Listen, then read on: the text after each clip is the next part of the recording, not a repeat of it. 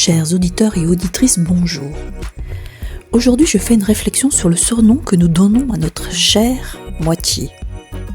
Dans la série Sex and the City, l'héroïne Carrie surnomme son compagnon Mr. Big. Je n'ai toujours pas la réponse d'ailleurs à ce surnom. Pour ma part, dans ma dernière longue relation, j'avais pour coutume de nommer le mien Amour. Je vous rassure, après la rupture, il est passé au doux nom du Grinch, qu'il avait même comme photo de profil sur mon téléphone. Je me permets ce travers de confession, sachant qu'il n'aura pas la probabilité ni l'envie de venir écouter ce podcast. Puis il est passé depuis au stade où je ne le nomme plus.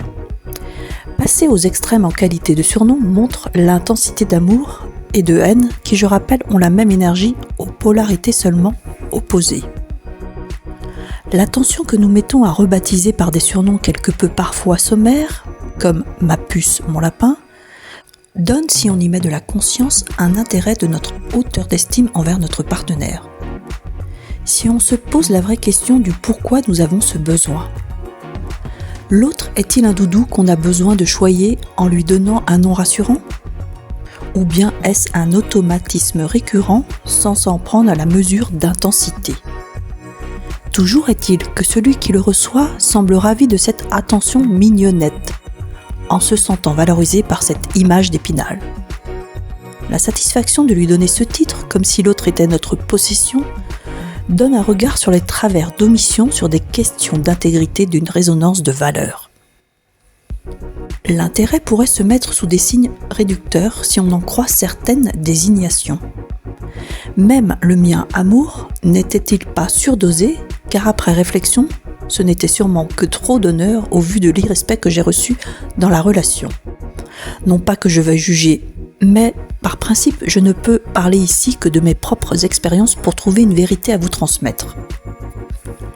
La matière pour une réflexion juste passe par des épreuves testées, et après maturité et recul, on peut rire de sa propre bêtise. Vous me direz, mais enfin Catherine, on ne peut tout de même pas appeler notre conjoint par son prénom. Je ne dis pas cela non plus. Ce que je tends à faire comprendre ici, c'est la valeur du mot et la conscience par laquelle vous avez fait ce choix.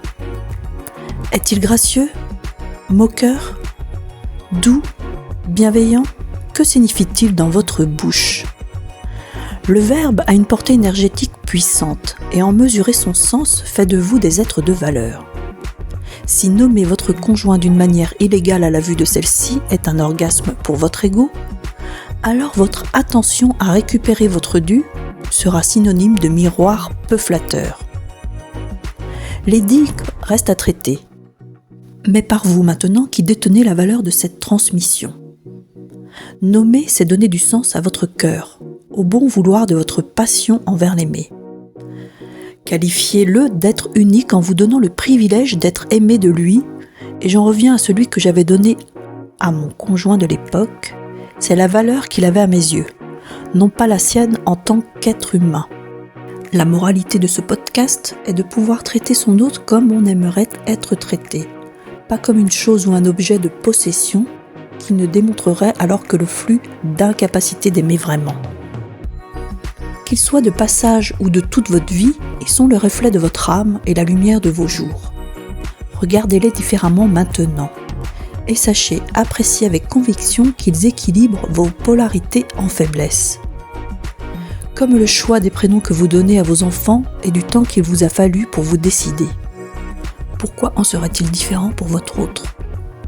Maintenant, je vous laisse à vos réflexions, car se poser les bonnes questions est déjà le début de la libération d'un trop-plein. Et il en résulte une structuration de votre intériorité qui définit d'elle-même ce besoin au fur et à mesure de compréhension. Merci pour votre écoute précieuse et merci à Sex and the City qui me donne matière pour vous proposer des sujets tous plus fous les uns que les autres. L'art de vivre que je propose est une définition du réel et ma singularité se sert de génie pour transmettre cette vision. Soyez fous d'amour et exprimez votre gratitude à chaque instant. En mon âme et conscience, Catherine Anet pour Écriture Connectée.